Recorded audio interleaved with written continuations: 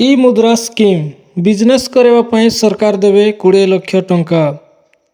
PM ମୁଦ୍ରା scheme ଯଦି ଆପଣଙ୍କର ବ୍ୟବସାୟ ପାଇଁ ଟଙ୍କା ନାହିଁ ତେବେ ଏହି ଯୋଜନାର ଲାଭ ଉଠାଇ ପାରିବେ।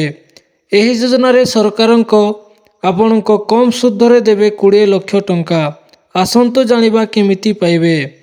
ଯଦି ଆପଣ ମଧ୍ୟ ନିଜ ଚାକିରିରେ ସନ୍ତୁଷ୍ଟ ନାହାନ୍ତି ତେବେ କିଛି ବ୍ୟବସାୟ କରିବାକୁ ଚାହୁଁଛନ୍ତି କିନ୍ତୁ ଆପଣଙ୍କ ପାଖରେ ଟଙ୍କା ନାହିଁ ତେବେ ଆଜି ଏହି ଆର୍ଟିକଲ ମାଧ୍ୟମରେ ଆପଣ ଜାଣିପାରିବେ କେମିତି ପାଇବେ ଟଙ୍କା। ଏହିପରି ଏକ ଯୋଜନା ବିଷୟରେ ଆପଣଙ୍କୁ କହିବ ଯାହା ଅଧୀନରେ ଆପଣ ସ୍ୱଳ୍ପ ସୁଧରେ ଋଣ ପାଇବେ। ଆମେ ଯେଉଁ ଯୋଜନା ବିଷୟରେ କହୁଛୁ ତାହା ହେଉଛି ପିଏମ୍ ମୁଦ୍ରା ସ୍କିମ୍। ଏହି ସ୍କିମ୍ରେ ସରକାର ଦେବେ 20 ଲକ୍ଷ ଟଙ୍କା।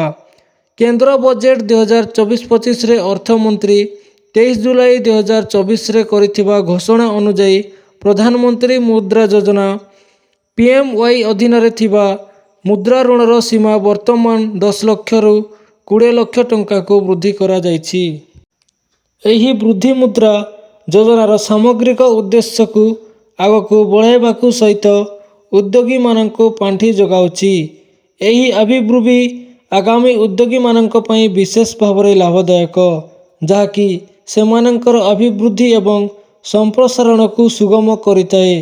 ଏକ ସୁଦୃଢ଼ ଉଦ୍ୟୋଗୀ ଇକୋସିଷ୍ଟମକୁ ପ୍ରୋତ୍ସାହିତ କରିବା ଦିଗରେ ସରକାରଙ୍କ ପ୍ରତିବଦ୍ଧତା ସହିତ ଏହି ପଦକ୍ଷେପ ନିଆଯାଇଛି।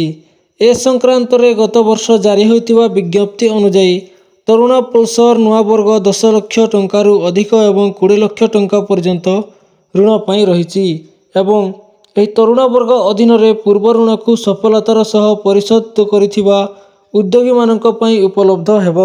ମାଇକ୍ରୋ ୟୁନିଟ୍ ପାଇଁ କ୍ରେଡିଟ୍ ଗ୍ୟାରେଣ୍ଟି ପାଣ୍ଠି CGFMU ଅଧୀନରେ 20 ଲକ୍ଷ ଟଙ୍କା ପର୍ଯ୍ୟନ୍ତ PFMI ଋଣର ଗ୍ୟାରେଣ୍ଟି କଭରେଜ ପ୍ରଦାନ କରାଯିବ।